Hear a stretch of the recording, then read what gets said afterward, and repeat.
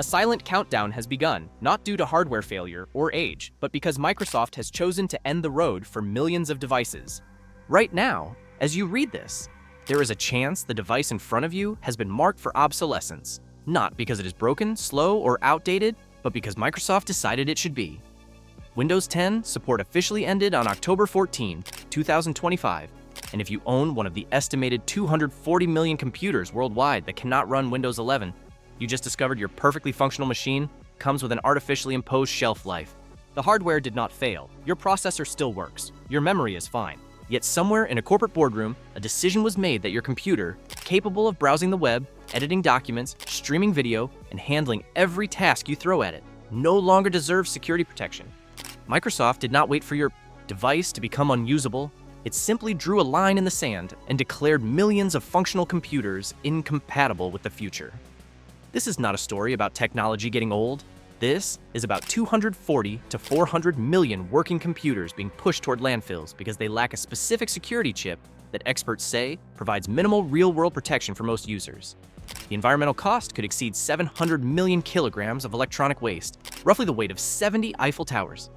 The financial cost falls on students, small businesses, schools, and anyone who cannot afford to replace hardware that still functions. And justification Microsoft offers keeps changing every time someone questions it.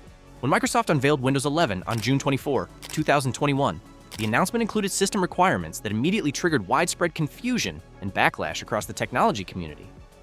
The operating system demanded TPM 2.0, a trusted platform module cryptographic chip designed to provide hardware-based security functions. This requirement alone disqualified millions of computers that were only 4 to 6 years old at the time.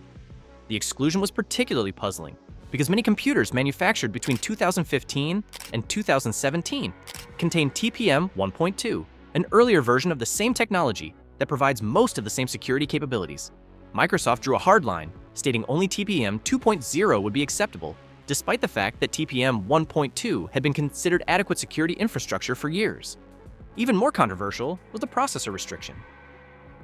High-performance Intel 7th generation chips released in 2016 and 2017 were excluded from the compatibility list, while 8th generation processors from just 1 year later were approved. The technical difference between these processor generations in terms of security capability was marginal at best. Microsoft's initial explanation emphasized that these requirements were essential for modern security, claiming TPM 2.0 provides a hardware root of trust capable of thwarting sophisticated malware and firmware attacks. The company reported seeing up to a 60% reduction in malware on devices using TPM-enabled features like Windows Hello and BitLocker encryption. However, this statistic conflated correlation with causation. Devices with TPM 2.0 were typically newer machines purchased by users who were more security conscious and kept their systems updated, making it impossible to isolate whether the security improvement came from the chip itself or from user behavior and newer software. Security researchers quickly pointed out that the vast majority of threats facing Windows users, ransomware, phishing attacks, credential theft, and browser-based exploits, do not target the specific vulnerabilities that TPM 2.0 addresses. The chip protects against sophisticated firmware-level attacks and provides secure storage for cryptographic keys. But these attack vectors represent a tiny fraction of real-world security incidents. For the average home user, small business, or educational institution, the practical security benefit of requiring TPM 2.0 over TPM 1.2 was essentially negligible. The existence of this workaround raised an obvious question. If Windows 11 could run perfectly well on unsupported hardware with a simple registry change, why impose the restrictions in the first place? Microsoft's answer was that unsupported systems might not receive updates and could experience compatibility issues, though independent testing found no evidence of such problems. Users who installed Windows 11 on 7th generation Intel processors or systems with TPM 1.2 reported that the operating system ran smoothly with no performance degradation, stability issues, or functional limitations. This official bypass remained available on Microsoft support pages for years, giving millions of users hope that they could extend the useful life of their hardware without compromising security. Then in February 2025, just 8 months before the Windows 10 support deadline, Microsoft quietly removed those bypass instructions from its documentation without any public announcement or explanation. The timing was deliberate and unmistakable. By eliminating the official workaround just as users were beginning to panic about the impending support cutoff, Microsoft closed the door on any user-friendly path to keep older hardware running securely. The removal sparked immediate backlash on technology forums and social media, with users accusing Microsoft of planned obsolescence. Some pointed out that third-party tools like Rufus still offered methods to install Windows 11 on unsupported hardware, and that the registry key itself might still function even without official documentation. But the message from Microsoft was clear. The company was not interested in accommodating users who wanted to extend device longevity. It wanted those users to buy new computers. The environmental consequences of Microsoft's decision are catastrophic. Deutsche Umwelthilfe, a prominent German environmental action group, conducted research estimating that the premature disposal of Windows 10 computers incompatible with Windows 11 could generate more than 700 million kilograms of electronic waste. To contextualize that figure, it represents roughly the weight of 70 Eiffel Towers being sent to landfills and recycling facilities, much of it ending up in developing countries with inadequate e-waste processing infrastructure. Barbara Metz, managing director of Deutsche Umwelthilfe, called Microsoft's approach pure window dressing and demanded that the company guarantees safe use of operating systems through free updates for at least 15 years. The organization filed complaints with the European Commission, arguing that Microsoft's policy violates the spirit of EU circular economy regulations and right to repair initiatives. The timing of the Windows 10 support cutoff amplified the criticism. Regular support ended on October 14, 2025, which coincides with International E-Waste Day. Just 4 days later, International Repair Day was marked with a specific focus on software-driven obsolescence. The Right to Repair Europe Coalition launched a campaign urging EU Environment Commissioner Jessica Roswell to introduce eco-design requirements for laptops that would mandate extended software support aligned with hardware lifespan. Polling from the Restart Project revealed that 84% of people in the UK support legislation to prevent software obsolescence, demonstrating strong public appetite for regulatory intervention. Environmental advocates argue that Microsoft's policy directly contradicts the EU's Circular Economy Action Plan and undermines efforts to reduce electronic waste through extended product life cycles. The e-waste problem extends beyond environmental harm. Electronic devices contain toxic materials including lead, mercury, cadmium, and flame retardants that pose serious health risks when improperly disposed of or processed. Much of this waste is exported to developing countries where informal recycling operations expose workers to hazardous chemicals without adequate safety equipment. Microsoft's decision to declare 240 to 400 million functional computers obsolete exacerbates a global environmental justice crisis that disproportionately harms vulnerable populations in the Global South. Microsoft's handling of the Windows 10 support deadline exposed how corporate policies shift when confronted with regulatory pressure. The company had to quietly agree to extend free support in countries within the European Economic Area because its practices were not compatible with the EU Digital Markets Act, though this extension did not apply to the UK. This differential treatment between regions proved that the security justifications Microsoft offered were flexible when faced with legal consequences. The EU has been moving towards stricter requirements for software longevity and right to repair protections. The Waste Electrical and Electronic Equipment Directive already classifies e-waste as a major environmental and health hazard, and upcoming eco-design regulations are expected to impose minimum software support periods for consumer electronics. Microsoft's Windows 11 hardware requirements represent exactly the kind of planned obsolescence these regulations aim to prevent. By creating artificial incompatibility between functional hardware and necessary security updates, the company forces consumers to replace devices that have not reached the end of their useful technical life. Germany has been particularly aggressive in challenging Microsoft's approach.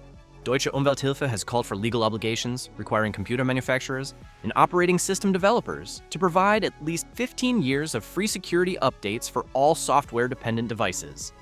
This would represent a fundamental shift in how technology companies approach product life cycles, moving from a model where software updates drive hardware replacement cycles to one where software support matches the physical longevity of devices.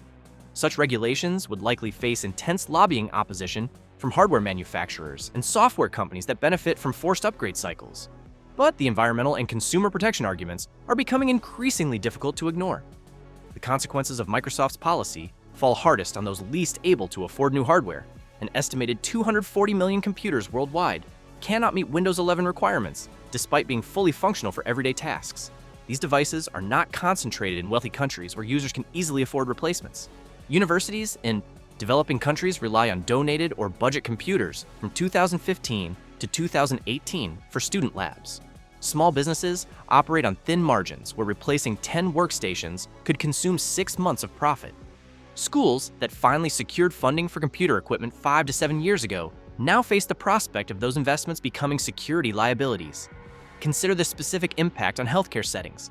Small medical clinics and rural health centers often use computers from 2016 and 2017 to manage electronic health records and patient information protected under privacy regulations. These systems contain sensitive data, but operate on limited budgets that prioritize patient care over IT infrastructure. When Windows 10 support ended in October 2025, these clinics faced an impossible choice: continue using unsupported systems that could expose patient data to malware or redirect scarce resources from healthcare delivery to replace functional computers because of an arbitrary TPM requirement. Accounting firms in emerging economies provide another example. A business with 10 workstations purchased in 2017 faces a replacement cost that could exceed half a year's revenue. These computers run accounting software, manage financial records, and handle client communications without any performance issues. But without security updates, they become targets for ransomware that could destroy years of financial data and cripple the business. The choice between financial ruin from hardware replacement or potential data loss from cyber attacks is a direct consequence of Microsoft's policy, not actual hardware failure. If your computer cannot upgrade to Windows 11, you face several paths forward, none of them ideal. Microsoft is offering extended security updates for Windows 10 consumers for the first time, though the company has been vague about pricing and availability. This paid support option extends security patches beyond the October 2025 cutoff, but it represents an ongoing cost to maintain security on hardware that should not have been declared obsolete in the first place. You can continue using Windows 10 without updates, accepting the increased vulnerability to newly discovered exploits. This approach might be viable for systems used offline or for specific limited purposes, but it becomes increasingly risky as time passes and more unpatched vulnerabilities accumulate. Disconnecting from the internet reduces exposure, but also eliminates much of the utility of a modern computer. Using an unpatched system for email, web browsing, or any internet-connected activity is essentially gambling that you will not encounter malware designed to exploit known vulnerabilities. The most straightforward option is replacing your functional hardware with a new device that meets Windows 11 requirements directly, contributing to the e-waste problem Microsoft's policy created. This option rewards the planned obsolescence strategy and perpetuates the cycle of artificial hardware replacement. It is also the most expensive option, requiring hundreds or thousands of dollars depending on your needs and location. The registry bypass method. Microsoft removed from official documentation may still function with the current Windows 11 installation files, though Microsoft could block this at any time.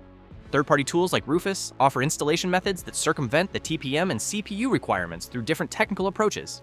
These workarounds exist in a legal and technical gray area where Microsoft discourages their use, but has not completely blocked them. Users who choose this path should understand they are operating outside official support, though in practice, these installations function identically to supported systems.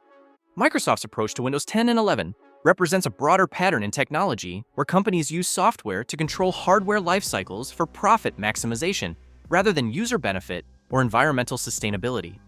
The precedent being set is dangerous.